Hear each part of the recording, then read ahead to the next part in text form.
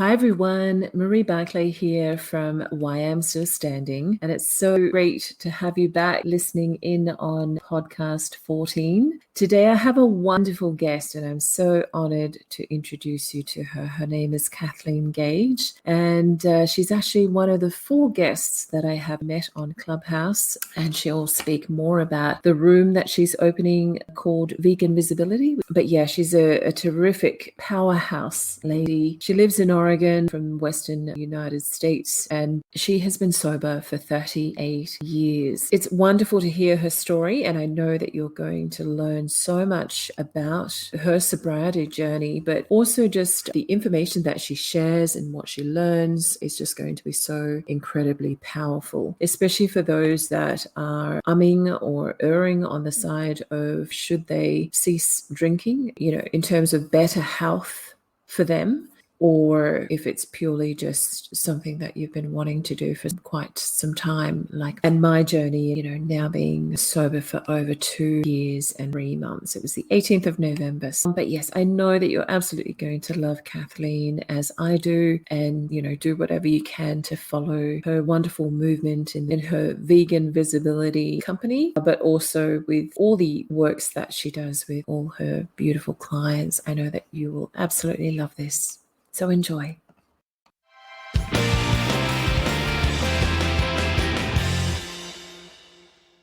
All right. So how are you? It's so lovely to see you. Thank you. Thank you. Good to see you too, Marie. Yes. How's everything been? How have you gone? It's been amazing. It's been really, really good. Just, keeping on. And yes, how about for you? Yeah, I love that saying, just keep on keeping on and keep on showing up and keep on. Absolutely. Just keep on moving, right? That's the best thing to do. So wonderful. What I noticed about you when you came on last time we spoke, Kathleen, is that it always seems as if you always like to show up as your best, right? You obviously care about how you look, your presentation, and you look marvelous, right? You told me what your age was, and it just blew me out of the park. It blows me out of the water. Honestly, it's like I'm 2 years away from 70, and it's like, how did that happen? And this is not what I thought. 68. I'm going to be 68 in a couple of months. And it's like, I had no idea it would feel this great. Yeah. And yet a lot of it has to do with what you say, showing up. And I've really been focusing on being very mindful of the way that I live in mind, body, and soul. So thank you for that feedback. That it's always nice to hear that obviously something I'm doing is working. Yes. And I love that, right? I love when people just have this natural energy, it's not like that out there, but it's just enough to bring me in. So thank you. I love it.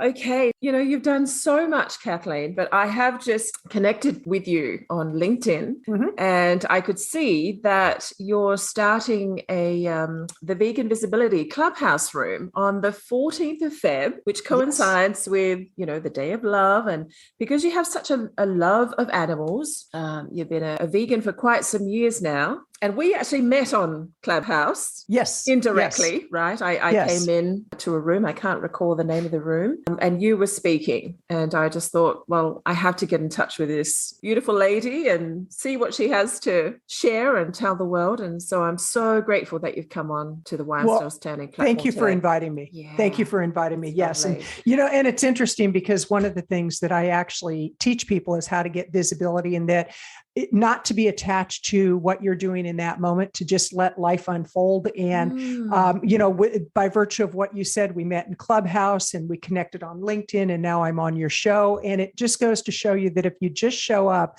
put one foot in front of the other, things will open up for you. Exactly. Opportunities will just come out of nowhere, right? And I love that. So did you want to give a bit of a plug to the new room that you're opening? I would love to. Yeah, I have been a vegan for 3.5 years now. And when I first started, I was a plant-based eater. I didn't want to identify as a vegan because I really didn't understand what it meant to be a vegan. And as I did more and more research, I realized that, I actually am a vegan because it's about doing as little harm to animals as possible, which means don't consume animal products and dairy products, don't wear them, don't use cosmetics that were tested on animals. And so there's a lot of layers that get pulled off as we go further and further into being a vegan. But until the pandemic, my company name was Power Up for Profits, and it was all about business consulting. I worked with a lot of authors, consultants, solopreneurs, and the pandemic actually hit my business really hard because I'm a keynote speaker and I haven't been on a physical platform in over 2 years now. And it was kind of a shock to the system because I've had my business now 28 years. And so it was 26 years at that point. And you go along and you think you have everything lined up perfectly and nothing can hit you. And you get to find out otherwise. Life had a whole different plan. And so after I evaluated the situation and really looked at what do I want to do with the rest of my life, I realized that the further I went into the whole vegan movement, if you will, and being an advocate and an activist, the more I wanted to do to raise awareness in the way that I could. So I started some podcast shows and I started rebranding my business, and that led into doing Facebook Lives and a lot of social media. I've got a TikTok room dedicated to it. I've got an Instagram, the whole 9 yards. And really having the clubhouse, I've been sitting on that club for probably about 8 months now. I got the club about 8 months ago, and people joined without me doing anything.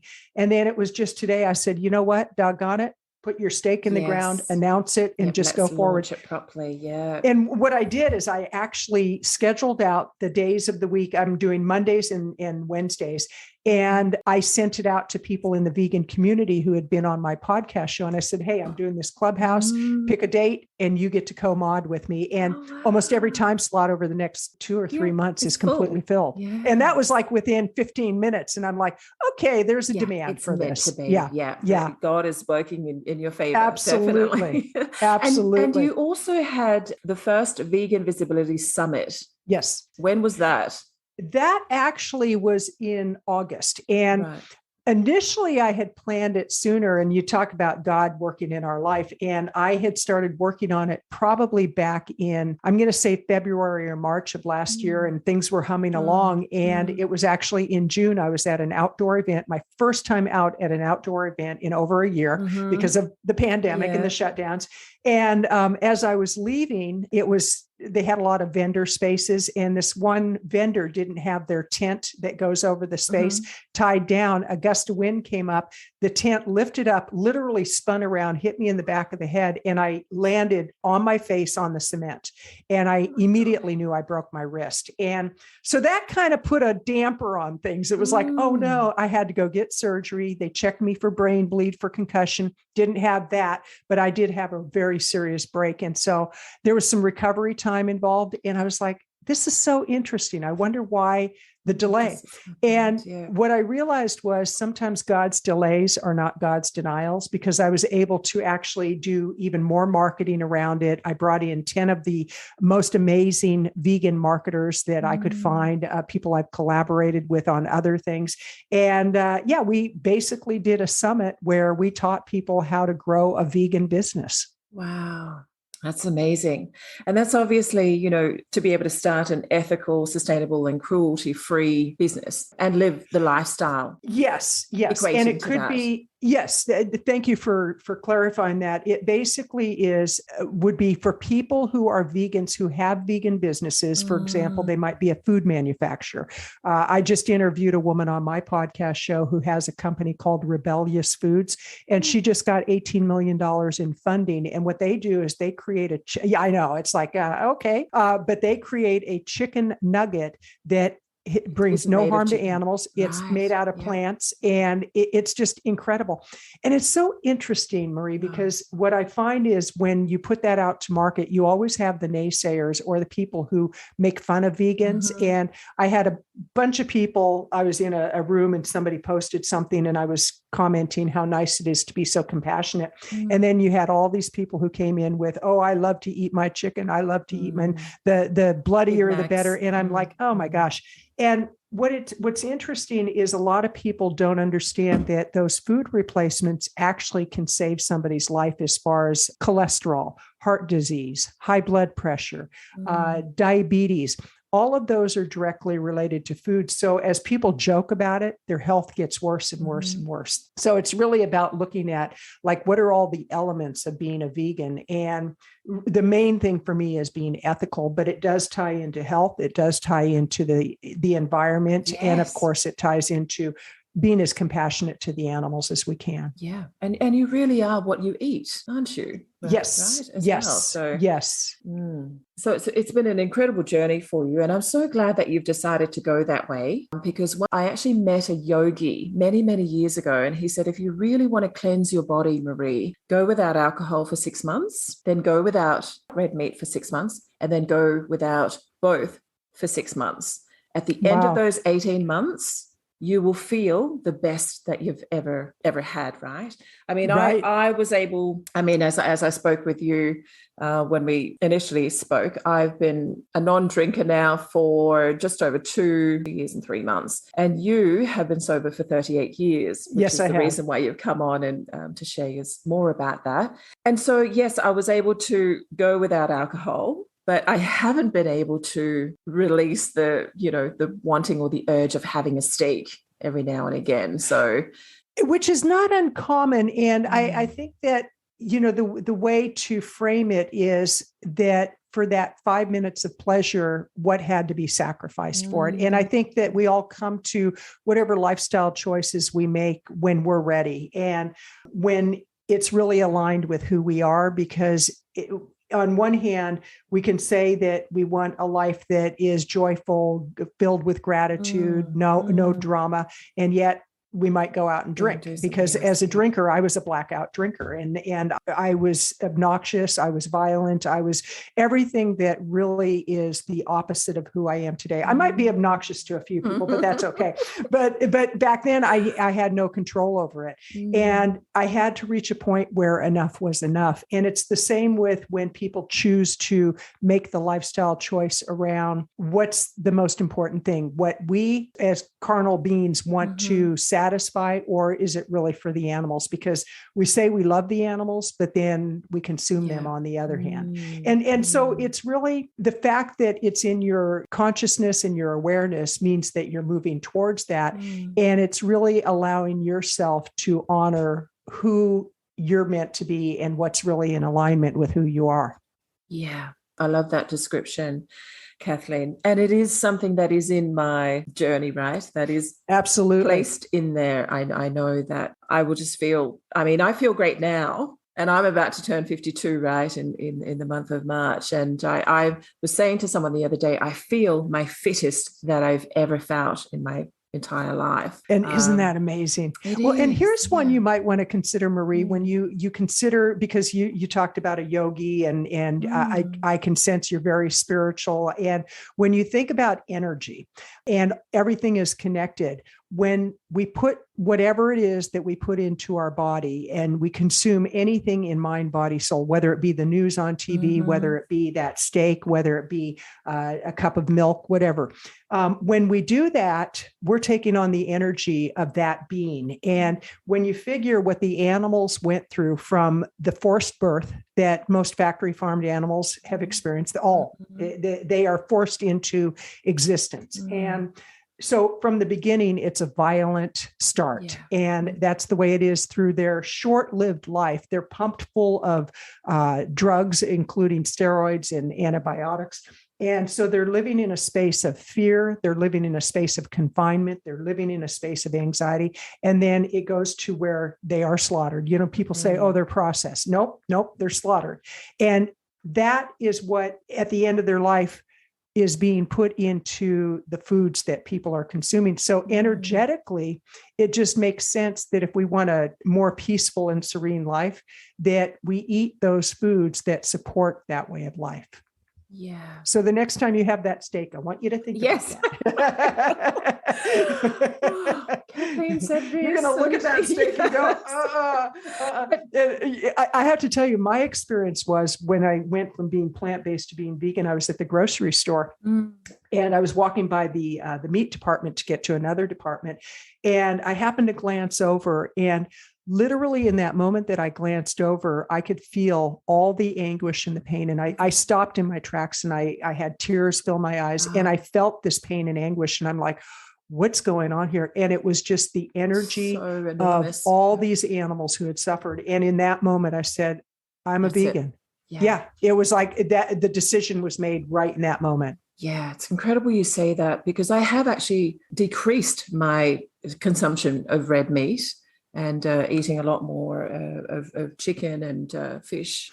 Right. But yes, I will keep you posted, Kathleen. I look forward to it. But I love and then when you're 100% completely void of all that, and you've done it for a period of time, then I'm going to have you on my show, because interesting that on my show, I have two shows. One is called Plant-Based Eating for Health, and the other is Vegan Visibility. Number one criteria is that those people I interview must be void of all animal and dairy in their food consumption. Yeah. And it's amazing, because I had a gentleman earlier today. He wanted to be on my show, and I said, but this isn't a fit for the topic. We don't talk about that. And I said, I interview vegans. He said, well, I can teach people how to be vegans. And I said, are you a vegan? He said, no, but I can teach them. And it's like, no, you can't. You know, if you're not living it, why would I want you to teach people how to do it? It's kind of like, don't do, do what I say, not what I do. And it's like, no, do what I do. Just such a clash there, isn't there? Yes. Yeah, I would love to be a guest on your platform, Kathleen. Well, then let's put that as a goal. Yes. Let's put that as a goal for sure, a commitment. And, it's funny, because at the beginning of the year, most people will set resolutions, and they say, okay, I resolve to do X, Y, and Z. And resolutions usually are broken. Commitments we tend to stick to. And so it's about making a commitment, first of all, to ourselves and to living the best life we can. That's when I quit drinking. Now it's not even in my realm of thinking, but when I first stopped, it was hard. It was, even though I knew that, okay, you just don't take that first drink. I had to go through withdrawals. I had to go through lifestyle changes. I got a sponsor in AA, and she said, there's only one thing you need to change, Kathleen, just one thing, and your life will change. And I said, what is it? Tell me that one thing. And I thought maybe, stop drinking, whatever. And she said, everything. She goes, you change absolutely everything. And that's the one thing, and everything else will change. And I'm like, it took me a while to figure that out, but I had to change my playmates, my playground, my playthings. My playthings were drugs and alcohol. And the life I live today doesn't even reflect who I used to be. And yet who I used to be led me to who I am today. Yeah. All those things that we go through in our past life, has definitely given us more resilience, more power, more strength to empower others, right? And that's exactly what you're doing, Kathleen. Yeah, I love that. Which actually leads us straight into our topic today. Right? So let's just, we'll just keep going with the flow of this, the natural conversation that we're having. Now, you were saying that you've been married for 30 years to your beautiful wife. We've been together 32 years. And it's interesting, because we have so many dates that mark our commitment to each other. And the first one was we became domestic partners. Then we did a celebration of commitment, because at the time it wasn't legal to get married. And then when it became legal, that was about 7 years ago in the United States, we actually immediately went and got it as legal as possible, because we've built a good life together. We have a lot of assets together that we have built together. And so we've been together 32 years, and we've been legally married about 7 years, but we consider it from the beginning. Exactly. And yes. Yeah. At the end of the day, I mean, I know that marriage vows are super important, but at the end of the day, it is a piece of paper. It's a very important piece of paper, though. Yeah, it is. Especially for gay and lesbian couples, because in many areas of, especially the United States and other parts of Europe, it's not always recognized that this couple is really a couple and they've built their assets together. Because I remember when the whole AIDS situation first started, there were men that had been together for quite some time. And when one passed away, the family would come in and just scoop up everything. And the other one is left holding the bag with nothing. And so a lot of it has to do with, it is the emotional and spiritual commitment, but it's also that piece of paper does, in most cases, protect you. For example, being able to visit your spouse in the hospital. Before it was legalized, there were people that wouldn't be allowed to go in, and that was their life partner, and they couldn't go in to be with them in the hospital. And now with the pandemic, everybody's experiencing that, but that's just a glimpse of how it at one point was for gay and lesbian couples. Yes, because it's not even in the de facto relationships either, is it? It wasn't categorized as that in terms of the gay and lesbian. Ask that question again. You didn't have the same rights as a de facto couple. Correct. Yes. Yeah. Correct. Yeah. And it was always interesting because people would say, oh, you want special rights. It's like, no, it's not special rights. It's the same rights. It's human rights. It's human rights. Absolutely. Yeah. I also remember you telling me the story, and you said something about you have a personal responsibility to do something more in your life. And you were telling me a story about how 8 children were chained in a room. Yeah. I wish I knew the name of the family, but this was just recently in the United States. This husband and wife, they had 8 children and 8 or 10 children. And apparently they kept their kids chained up, didn't feed them properly. They were very malnourished. They were undereducated. They couldn't read. They couldn't write. Their language patterns were that of infants practically.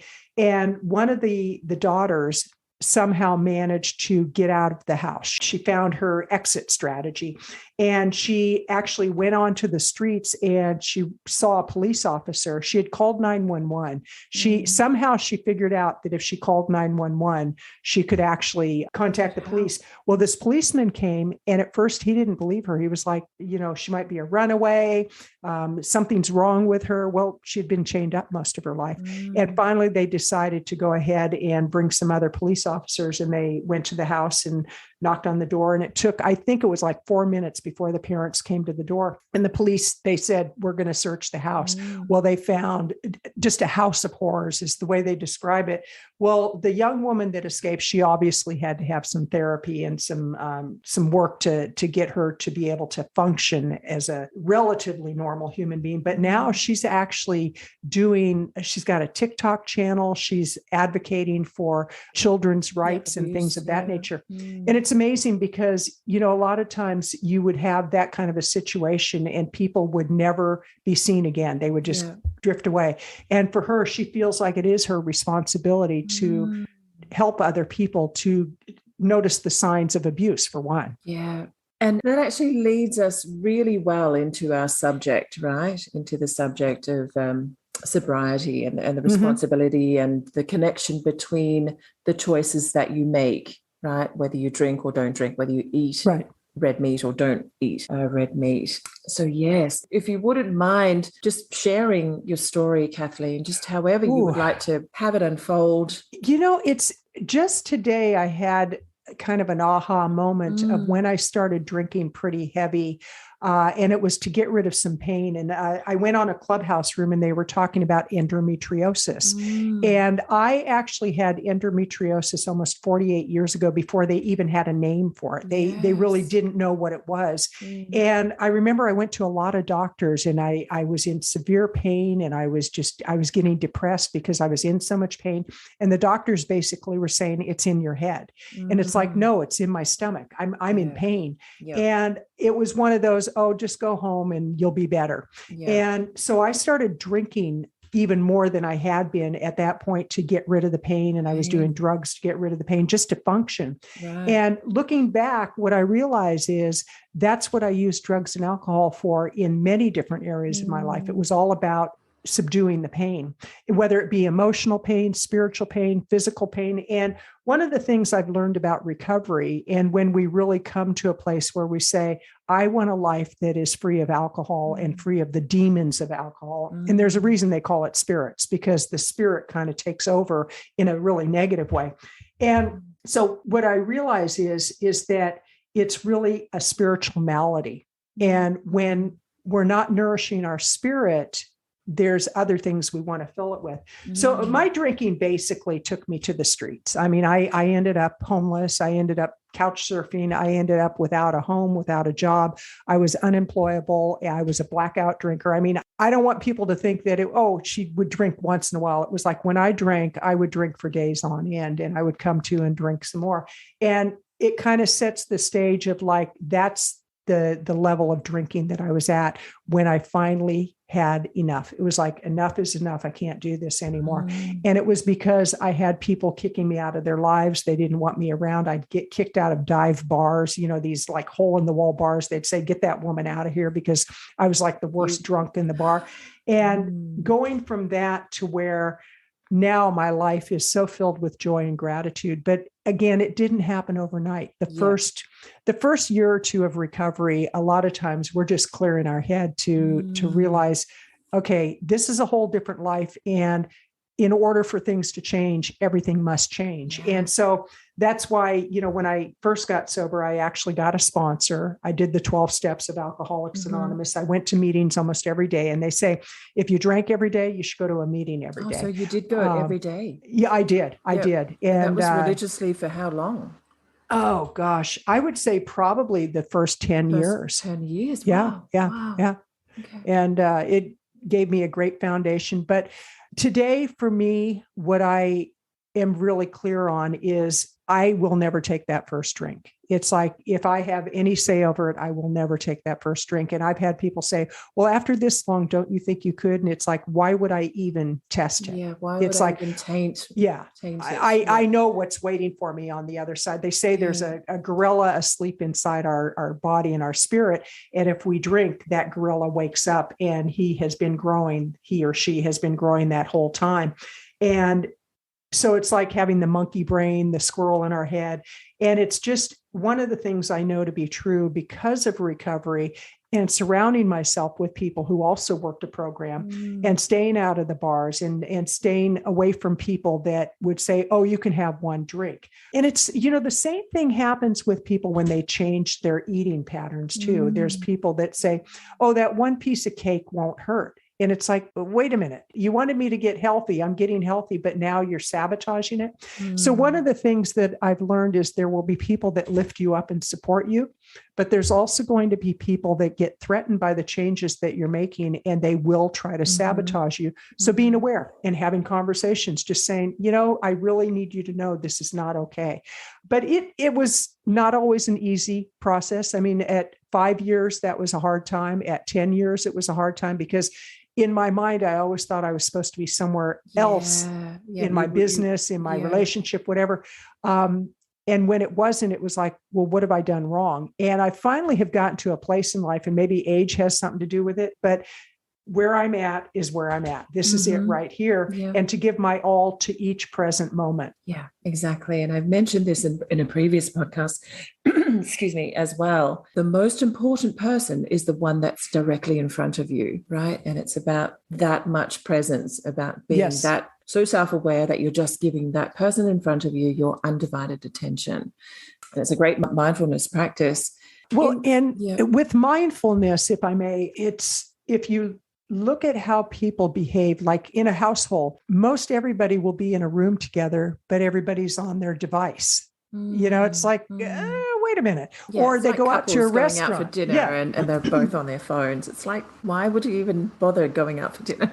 I know, even the little babies, the 1-year-old has a device and it's like, really? Yes. Yeah.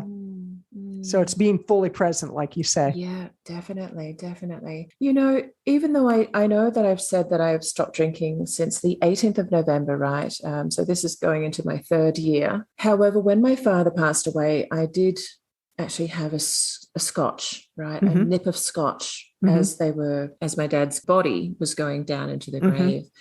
My sister said that she looked over at me and I looked the worst that she's ever seen me, right? And that I looked so sad, and that she offered me this drink. And I mean, my dad was an avid drinker as well. And that's probably one of the reasons that led him to get pancreatic cancer and therefore die from it. And that's another reason, the drinking from my dad's side, from when I was younger, to the drinking that I did when I was in my first relationship, which is when the family violence happened, and then my second relationship to my husband, and the drinking that I did then, right? It all intertwines, Kathleen, as what you just mentioned before. But it was my father's birthday on the 31st of December last year. And so I thought, I'm going to have a toast for Dad. And this is going to be my last toast for Dad, because during the time when Dad passed, and then during the 2 or 3 weeks later, I did actually have 5 beers or something like that, half a dozen beers, purely to toast Dad, Kathleen. This is, what my sister and people around me were saying. So, the influences of others is so important as well if you're trying to see something. But I've actually made it a point, Kathleen, that was the last alcohol or the last beer that I will ever toast to Dad, because I've got myself to this point now that I don't ever want to, we mentioned the word sabotage. I don't want to go back to that point where I'm just doing it because of the outside influences. Right. And, it does so go I just back wanted to mention that. Yeah. And I think that for all of us, it's to thine own self to be true. Like what's really your standard? And because there's always going to be temptations in life, and it's hard losing a parent. I've lost both my parents, and my mother was a very heavy drinker, and a lot of her drinking her death was a result of that. And she had a very painful death. The last 2 years of her life, it was very painful to watch her. And I thought, I don't want to be like that when I get to her age. And she was 82 when she passed. My dad was 82 also. And it's painful losing a parent. And so those are opportunities for you to look at that and say, okay, I did that. I can put that to bed. I can say, okay, I learned from it. What do I want in the future? Because we can beat ourselves up over things we've done. I mean, I look at things I did when I was drinking. It's like, holy cow, I have enough to beat myself up for 10 lifetimes. Yeah. And, but for the grace of God, I never killed anybody that I know of. I never, I didn't get killed. I didn't end up for too long in jail. I mean, I got arrested a couple of times, but and you were in the waiting cell or something. Yeah. So you look at it and you say, okay, I learned from that, but what's the standard that I want in my life today? Because there's always going to be somebody who says, oh, you can have just one. Oh, come on. It's not that big of a deal. Whatever that one may be. It could be in a relationship when temptation for to stray might come up. And it's interesting because the more that we focus on the life that we want to live, the less those temptations even show up. I can't remember the last time somebody offered me a drink. One, I haven't been out in ages because of the pandemic. But when I used to go to conferences and all that, it just was assumed I didn't drink, and I didn't have to explain it. I didn't just energetically. I think we put that out there. Yes. We become the person that we aspire to be. Yeah, that you're aspiring to be. And so, Kathleen, throughout all those 38 years, you've not had that just a little, like a taste of a wine or a nothing. Wow. It's definitely a standard for me because I actually had gone for like 3 years without drinking back in like 1979 or 80. I stopped drinking and went 3 years, and I thought, okay, it's been 3 years. I could have one drink. And I was actually traveling to Israel at that time. I hitchhiked through Canada, through Europe, and I was just kind of straying in life. And I was in Greece, and I thought, haven't had a drink in a while. One drink won't hurt. Well, that one drink led into another, and I ended up in the Middle East. I was in a situation that how I didn't end up dead is beyond me. And it showed me that I have no control over my drinking because we think one won't hurt. So for me, I have the evidence, and all I have to do is refer back to that evidence to say, I don't want that. It's like, why would I even toy with it? And it's the same thing in a relationship. Why would you even flirt with somebody? Yeah. And that flirting can lead to something else. Or why would I steal just $1 when that dollar could lead to 10 to 100? It's like when you work with clients. You give them the best you can give. You don't cut corners. You don't cheat them in any way. And it all comes back to bless you. So I think for me, the behaviors that I want to live by, and I'm not perfect by any stretch of the imagination. And neither am I. We're just human.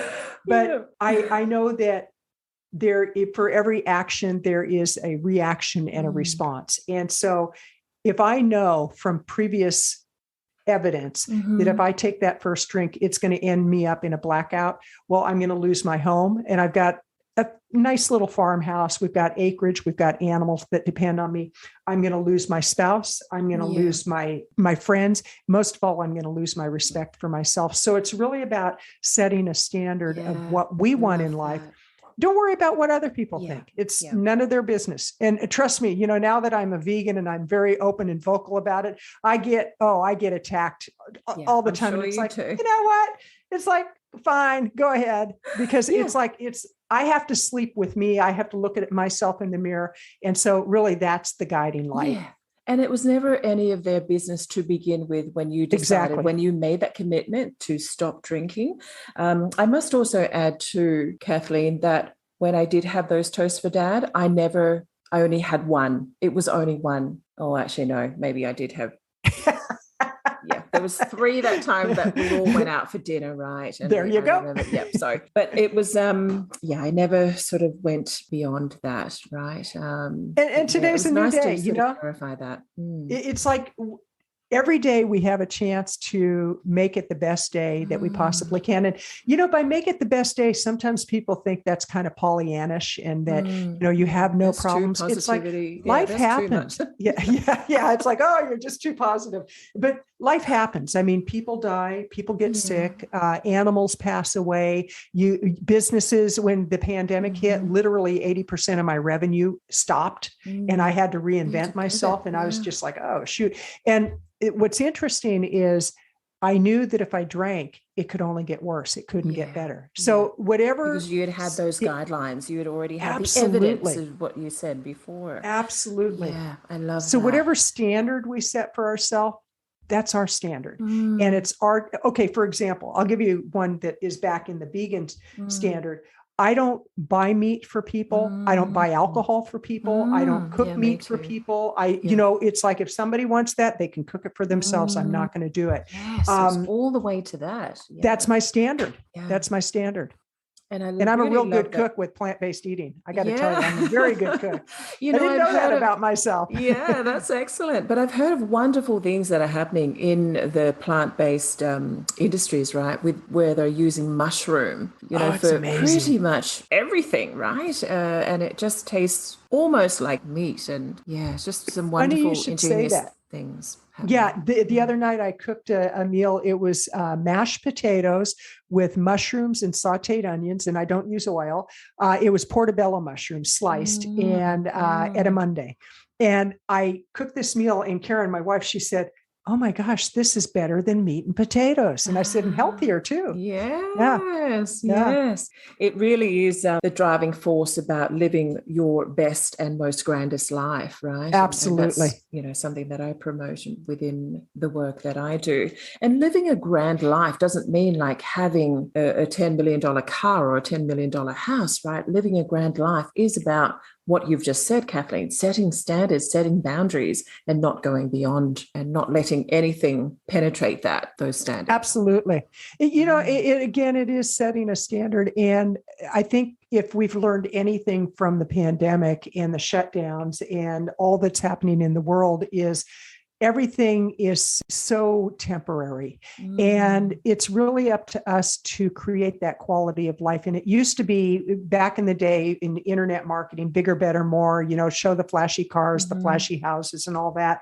And nowadays, I think a lot of people, not everybody, but a lot of people, they want life of substance. Yeah. They want to feel gratitude. They want to feel joy. They want to feel simplicity. They want to get out of the pain and suffering. And there's real simple ways to do that. One is morning protocols. For me in the morning, I love doing yoga.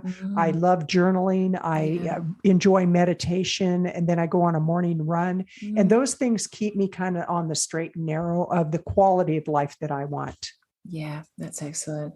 I do a prayer of a mixture of prayer, meditation, and journaling each morning. What's the prayer, if you don't mind me asking? I just pray just a few words to the Lord, but I have been saying the Jabez prayer since November of last year. I don't know if you know it. I don't. What is that prayer? The Jabez prayer, he was one of the most honorable sons, and his mother named him Jabez because she birthed him in pain, or she bore him in pain. And so therefore he's gone throughout his life, and all he's thinking about is that I'm somebody who causes pain to people. So he looked up and he said, "Oh Lord, may you bless me indeed. May you extend my territory. May you take my hand, and may you keep me from evil, so I will not cause pain." And it's just been amazing, Kathleen. It's actually in Chronicles, right? And if you just look up the word Jabez, he's only mentioned once, but he was mentioned as being honorable. And that, I guess that's the reason why I've been led to it. And I was recommended by a Connect group leader to read the prayer of Jabez, because it's like a 92-page tiny little book, right? But it has so much impact in it. And since I've started reading that, Kathleen, everything in that prayer has just come to life. And there's just been so much that has happened just in that short space of time. Yes, so much has happened in the last, 3 years since I separated from my husband. Yes, there's so much that's happened in the last year since my dad passed away. But just in those last, 4 months has been absolutely incredible, purely from saying those words, Kathleen. So I will definitely, please do. Of Jabez. Okay. Yeah, it's not actually called the Prayer of Jabez, but the name of the book is called Prayer of Jabez. It doesn't even say in there that it is a prayer, but I love that. I mean, all those 4 things that I've mentioned are so important, right? Oh, Lord, may you bless me. Lord, may you extend my territory. Lord, may you take my hand. And Lord, may you, keep away evil. I love that. I may not cause pain. Yeah. Well, Marie, that really ties into mindfulness, because that which we focus on, we tend to get more of. And so when we have a prayer where we're very centered in that, and we're able to receive what the Lord is giving us, what God, higher power, source, whatever their belief is. I try to honor what other people's beliefs are, because I can't be arrogant enough to think that my way is the only way. There's many, many different beliefs in life. And yet the core of what I think most people really want is they want peace, they want joy, they want love. And nowadays, it's hard to find that because of the chaos that's going on, because of the energetically with the animals, what's going on with the earth. And I was just talking with a friend who's in Los Angeles, and this time of year, Los Angeles should be about 50 to 60 degrees. That's about what it's 90 degrees. And, so it's just like we're having weather patterns that are so out of sorts. And it's because I think Mother Nature is just saying, okay, you've messed around a little too long, and now here's what the payback is. And I don't think it's too late for us to reverse some of that, but I think that it's something that needs immediate attention by those of us who have a level of awareness to say, maybe we could make a change. There's a gentleman that I had the opportunity to hear at an event many, many years ago, James Twyman, very spiritual man. And he is the minister of prayer. He's like his whole thing is prayer. And they used to actually take him and groups of people into war zones to do prayer. And they had evidence that the prayer would actually minimize the death. It would minimize the fighting. It would minimize just everything that went on with war. And I think that if more people understood the power of prayer and really prayed for prayer to, the prayer that you mentioned, instead of, I want this, I want this, I want this. It's like, as in the supplication. How can I serve? Yeah. One of my prayers is, how may I serve? What may I do? What are the words? Like before I ever go on a podcast show, I always ask, guide me. Whatever it is I'm supposed to talk about, guide me. I don't want to have it determined or canned on what I'm going to say. I really want God to speak through me, because God can only do for us what he can do through us. Yeah, exactly right, Kathleen. And I did have a little prayer today, always right before I do my recordings of podcasts. I always say, I know that you will place the right words in front of me, right? I just know that.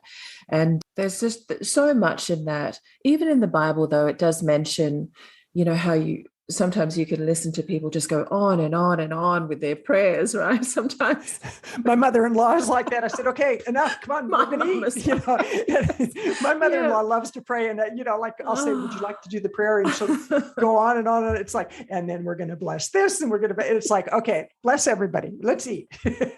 Exactly. But it even says in the Bible, you know, do not ramble on like pagans, you know, and then just to say the Lord's Prayer, which is a beautiful prayer, right? It's a wonderful prayer. And I remember learning that prayer many, many years ago before I turned 13. So I obviously learned it at school or learned it through my parents. And I used to say it when I heard my father drive up when he had gone out and he'd been drinking. And so I'd pray that prayer, Our Father, who art in heaven, hallowed be thy name, thy kingdom come. I would pray that entire prayer. But I was praying to believe, or, you know, sort of asking that my father wasn't violent towards my mum. Wow. That's what I was praying, Kathleen. And when that yogi, so you know how I spoke about the yogi earlier, he asked me this significant question. He said, do you believe in God? Straight away, I said yes. And that was probably during a time that I wasn't quite as intimate with God as what I am now. And then he asked me, when was the last time you went to church? And I said, many, many years ago, probably at 13, right? The last time I said a prayer, or the last time I spoke to God. And he said, well, Marie, you don't need to worry about any of that. And you don't need to worry about even going to church, right? Because there's a lot of people that go to church that don't actually believe in God. So don't spend too much time on that. But yeah, so I'd probably gone without a prayer since the time I was 13 to the time I was, you know, going back 4 years ago. No prayer in my life. So when you asked me earlier, what do you pray? For me, it's not actually called a prayer as such, right? Because it's me. It's just a personal conversation with God. And I'm just, and like I said, I'm not asking for much, really, right? You're not saying, you know, please, can you give me 100% in my next exam that I do for my, you know, for the thesis that I'm doing for my master's in business admin. You know, you're not asking for that sort of thing, but you're just being grateful for what you have right now, Kathleen. And I feel that the more that I do that, the more that comes back to me. Absolutely. And when you were just talking about changing the planet, the next podcast that I'm going to release is called The True Circular Economy. The true clean circular economy, because there's so much unclean information to do with the environment, right? And that is going to be a wonderful podcast to listen to, especially when we want to do everything that we can to play, even though we say play a small part, but we really are playing a big part in an even bigger plight to save our planet. And that's exactly what you're trying to do in terms of not killing animals and not right. And I feel that that's obviously where I'm meant to be going to now. Absolutely. Right. In terms of just having that whole holistic embodiment of grandness or grandeur. Absolutely. You know, and there's so much that you just shared there. We could spend hours unwrapping that. And it's just amazing because I had somebody recently who said, so you think because you don't eat animals, that's going to stop factory farming? And I was like, I never said that. And he goes, so you think you're going to have any impact? And I said, what's your point? You know, like, what is the point you're trying to make? And what I think he was trying to do was justify his choice to consume meat. But I was thinking about what you said on praying for getting 100 on your exam. And I had this little scenario of like, okay, we're praying to God, like, God, please, I want to get 100% on my exam. So you do that in prayer. And prayer is where you talk to God. Meditation is where you listen. So you're meditating and God's saying, study. So you'll get 100%. But you got to study, you know? So a lot of times we ask for things or we desire things, but we're not willing to put in the footwork, you know? And it's like with my health, I focus on doing the things that are going to give me good health. And I've had people say, you're so lucky. And it's like, well, let's talk about luck when I'm out and it's near freezing and I'm running a few miles. And, let's have that conversation at that time. You come out with me and we'll have that conversation. And you tell me if it's luck or if it's the desire to, again, raise the standard. But I love your perspective around prayer. I love the fact that you're back praying. And the greatest prayer we can have is the prayer of gratitude. Thank you, God, for this cup that I get to enjoy my water and my tea. Thank you, God, for glasses that give me the ability to see clearly. Thank you for the iPhone. Thank you for this. My sister sent me this. I got to show you. Yeah. This is a little doll my sister sent me because when I was a kid, I used to collect these. She actually is a fine artist. She's close to 70 years old. She's an amazing artist. And she was helping a woman unpack. The woman's mother had passed. And so they were boxing things up, and the woman had a collection of these little dolls. And my sister said, my little sister, my younger sister, she used to collect those as a kid. Can I pick one and send it to her? So I got this total surprise of a little, what do they call these? I love the hair. Trolls. Trolls. Yeah, my little trolls. So I can spend time fixing the hair, but so, it's really the prayer of gratitude is the greatest prayer that we can have. Yeah. No, thank God for bringing us together, Kathleen. Thank you. Yes. Especially in these circumstances.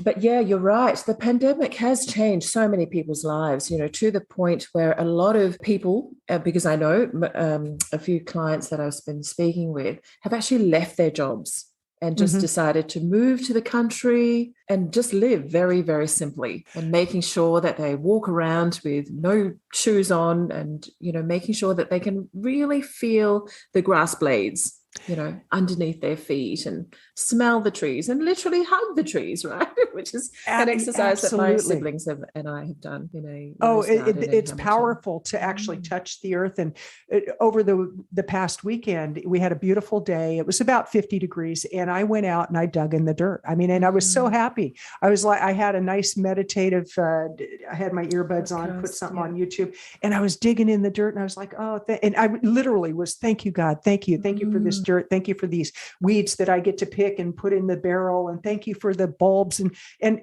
people think I might be nuts, and I don't care because I'm joyful. And, and the thing is my joy can be taken very quickly if I don't do the things that I know I need to do. And one is immediately as I start my day, it's to move into the space of gratitude. Thank you for the bed that I'm sleeping in. Thank you for the roof over my head. Thank you for the food in my refrigerator. And it's that simple. That I take. Yes. It's literally that simple. And we as humans love to complicate things. It's like it has to be all the externals that give us that gratitude. When I have this, I'll be happy. No. Or when I get to nirvana, first. I'll be for the Buddhism. So it's all just an amazing experience to watch life unfold. Yeah, it's beautiful. It's beautiful. I know we only really touched on the sobriety part, right? That's my ADHD. I tend to I'll blame it on ADHD. I'm a little bit like that too. Either that or it's avoidance. I don't know. What do you want it to be? I know. I'm having a conversation with my husband, and then I'm just like, it'll completely go left center, and then I'll go back to where I was. But anyway, That's just how we are, right? Yes. And we're not going to, nothing's going to change that. It's our own nuances. But did you want to add any more to that? To what we discussed? I would because say, it was quite impactful the information that you shared. I saw something recently, a figure that they say about 20% of the adult population in the United States is what you could classify as alcoholics. And a lot of people will not identify as such. But one of the things that I would invite people to look at when you have drama in your life, when you have things that you're saying it's so out of control and why is this always happening to me? Were you drinking when it happened? Because oftentimes our judgment can be off when we put alcohol in our system. So I would say for those people who might be questioning if you do have a problem with alcohol, go for a period of time without it and see, but don't white knuckle it. Go and surround yourself with people that are living a life that is free of the substance. And I just know for me, the quality of life that I have today, like with what happened with the pandemic, if I had been drinking, one, I wouldn't have a home. My home is my retirement. I've got a lot of equity in my home, and it's because I don't drink. I live on 5 acres. We have rescue horses. We have chickens. We have dogs. We have a cat, and they're all rescues. And every time I drive up to my home, I just go, and it's not a big home. I mean, it's a humble home. And I drive up and I go, I am so blessed. I am so blessed. And one of the things I know for me that I was given as a result of making the choice not to take that first drink day by day by day is I've given a life that I can say I'm so blessed to have the life I have. And so for me, it really is about the quality of life in any decision I make. And it all starts with my drinking, because I look at all the spiritual practices I've studied over the years. I started in my early 20s. So, we're going on about 48 years of really studying spiritual practices. And when I really found the Spirit of God, when I really found that connection, was when I got sober, because it literally took me to my knees, where I was on my knees saying, I can't do this. I need your help. And when I was willing to humble myself like that and say, show me what to do. Did I always do it? No.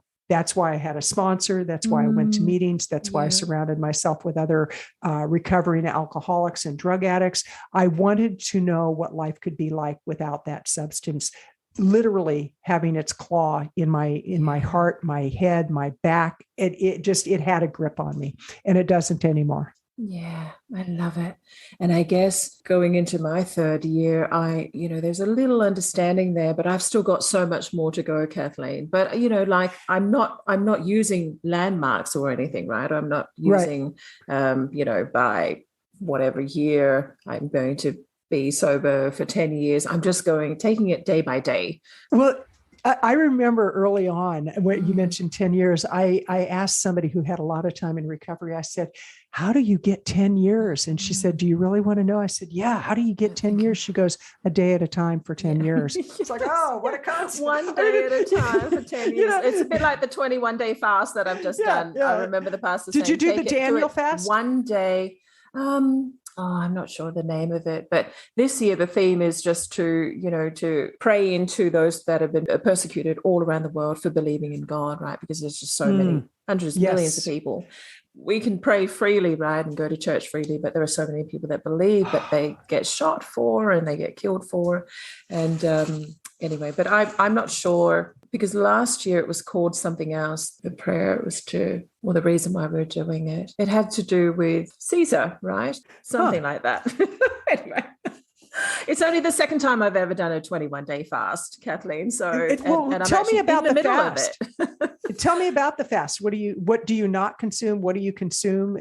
I'm curious. So the first time I did it, it was just no food until after 3 p.m. So 9 hours. They mentioned something about after the 9th hour, which is 3 p.m. in the afternoon.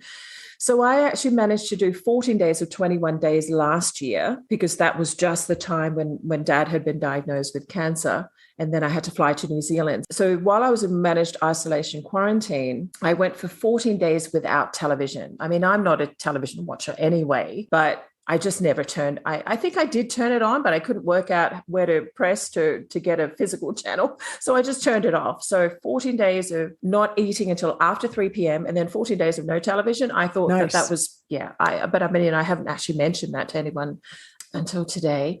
And so I'm now going into the 2nd week, right? It'll be 14 days on Monday. And I've not had anything to eat until after 3 p.m. each day. Yes, I've had something to drink. I've always had juice or a coffee or a tea. But then I've also not gone on to Instagram. So I've actually taken myself off Instagram until after 3 p.m. Yes, I have been on Facebook, which is part of Instagram, but I actually intentionally purposely said I'd stay off Instagram till after 3, because I am on Instagram quite a lot, right? Most of my client meetings and things are done through there. And then I've also not had refined sugar as well during that time. So I've just had honey, because usually I have 1 teaspoon of sugar with my coffee or my tea. But with chai, obviously I have honey. And so I've just been having honey still, raw honey. like with no preservatives. Yeah. So that's what I've been doing in terms of the fasting. And what's been from 20 or 14 days ago to now, what's been the difference? Have you noticed a difference?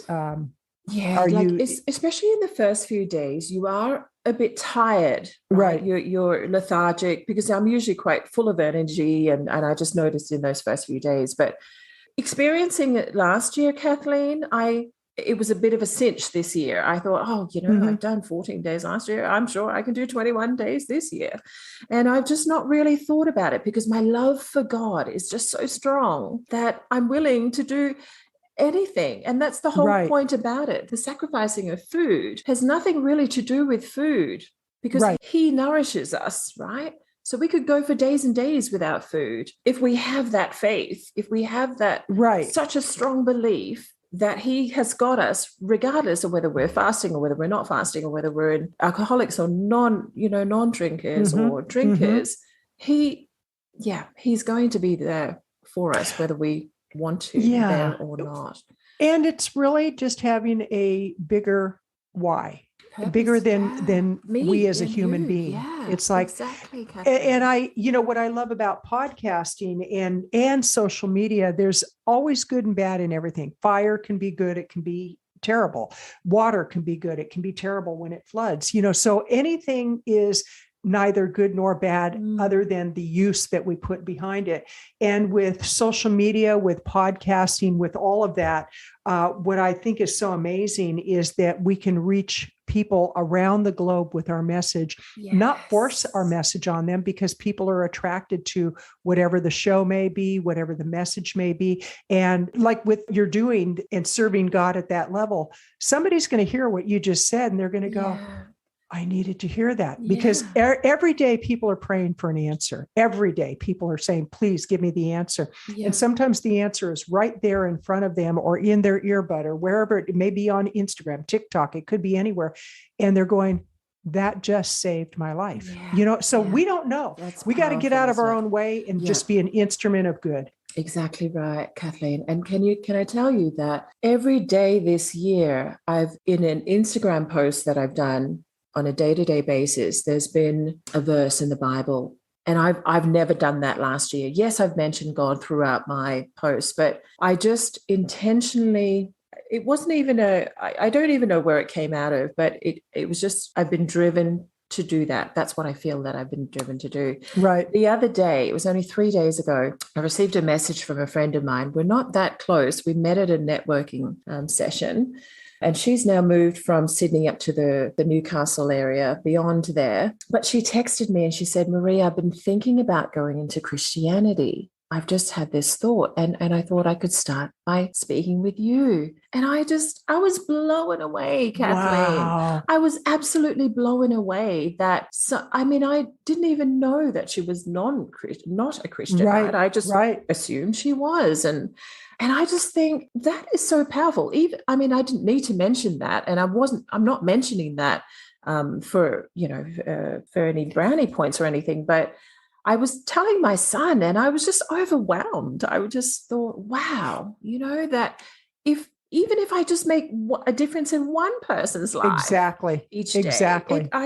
And that's when we get out of when we get out of our own way and we let God work through us, the right words will show up, the right opportunities, and we don't even know what they are. No. It could be 5 years down the road, somebody heard you on a podcast and they go, Marie, when you said whatever it is you said, and they go, that changed my life in that moment. We don't know. And having been a professional for 28 years, I've been on a lot of platforms. I've spoken to groups as small as 3, as big as 1,000, so I just show up, I do what I do.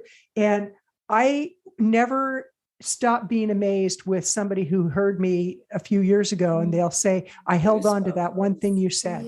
And I think you really exemplify what it means to be a Christian, because you're very accepting, you're loving. And, when I shared, I have a wife, you didn't go, oh, no. It's like, it's about love. It's about love. It's about, we're all children of God, and there are so many different shades, there are so many different colors, there are so many different beliefs, but ultimately at the end of the day, we're all one. The oneness is something that I really embrace a lot, right? Awesome. Just Awesome. making everybody that you meet feel like somebody, right? It's just such a simple thing. And Absolutely. Absolutely. absolutely love that. Before we finish, because I'm mindful that we've gone over, right? We've gone over the hour, but it This has doesn't been feel like amazing. that. I know, This has been hasn't it been, amazing. Kathleen? It's just been a wonderful, natural conversation. But before I go, and because we're such lovers of the word love, what is your definition of love, Kathleen? Wow. What an amazing question. Just being kind. I think if I had to put it into one word, being kind and serving. That's my definition. Lovely. Yeah. I've actually started asking that question to all the podcast guests that have come on this year. And it's amazing how much I learn just from their answers, right? Yeah. Because it is a powerful question. And I'm not really sure where that came from either, right? But I just knew that love is the underlying movement of what Jesus did while he was on this earth. Absolutely. And so therefore, yeah, love is a big part of my life. Obviously it is. And there's so many opportunities for us to share love and to show love. And like going to the grocery store, for example, if you see somebody struggling to reach something on a top shelf, just go, may I help you? And and come from a place of, I sincerely want to help you. And then just wish it, say, be blessed. And I usually say that to people because we have a lot of elderly people that shop at the store I shop at. And, so I do what I can to help, and I look for those opportunities. And then when I do it, they're, oh, thank you. And I said, just be blessed, just be blessed. That's lovely. And kindness to all people, because like, I know that in our area, we have a real problem with homelessness too. And the other day I stopped at a quick stop store, and there was a gentleman outside that obviously homeless, had been for a while. And he said, hey lady, do you have any change? And the old me would have said, bugger off. And I said, hold on just a minute. And I looked in the little cup in my car, and I said, yes, I do. And I said, here you go. And I said, you be blessed and God bless you. And he said, you be blessed too. And so that little exchange. And I had a spiritual teacher many years ago who said, angels come in many disguises. And we think that angels are, just this, it's going to be some fluffy amazing wings. fluffy things with wings, or little trolls, it's like, but quite seriously, it could be that homeless person that is giving us the opportunity to practice what we preach. So, but this has been delightful. Yeah, thank you, Kathleen. One of the things that I usually say to complete strangers now is that I just wanted to stop and say, God bless you today. And then even if we don't exchange anymore, I think just by giving those words to someone, sitting on a bench, they've obviously, not moved from there for a few days. I think just hearing something like that come from a complete stranger can absolutely change their world. So I know that we as women, as strong, powerful women, will continue to change people's lives, Kathleen. And I'm just so honored that you've taken the time to come on here today. I'm absolutely blown away with that. So thank you very much. And thank you for inviting me on, because I always value your time and I appreciate the opportunity to share my perspective. Yeah, thank you so much. All right. We will have to have another one of these conversations, Kathleen. Absolutely. So, absolutely. Take care. God bless you. Bye-bye. God bless. Bye-bye. Hello all, thank you for listening. I'm sure that you, like me, are in absolute awe of Kathleen right now. It's really lovely to speak to, someone who's actually living the life that she's created, right? And the behaviors that she wants to live by, and is not sort of letting anything falter that. So kudos to her. And it was such a delightful chat. And I really do hope that you enjoyed it as well. I'm going to leave you with a few things that Kathleen spoke about that really sort of resonated with me, that in order for things to change, everything must change, right? Not just one thing, but everything needs to change. Your playground, your playmates, your play tools, as what Kathleen was talking about. And also too, I really liked where I'm at is where I'm at. and that she gives her all to each present moment. And, I'm all sort of really always trying to focus on the person in front of me as we spoke. And I hope that you can do that as well. And, the more that we focus on the life that we want to live, the less the temptations will come up. So that was something else that I also learned from Kathleen. So hopefully this can get out to many people's ear pods, and not just here in Australia, but across the globe, or across where Kathleen is in Oregon and everywhere else. Alrighty, I look forward to speaking to you again, or hopefully you look forward to hearing my voice again in podcast 15, where we speak to another beautiful woman rising. Her name is Claire Riley, and she's from Port Arlington in Victoria, and she's going to have a chat to us about going through her grief after being diagnosed with MS. So I know that you'll absolutely love that as well. But let's give kudos to Kathleen Gage, a beautiful woman, and I'm also glad to now call her my friend as well. All right, thank you, and we'll see you in the next episode. Love you guys. Bye.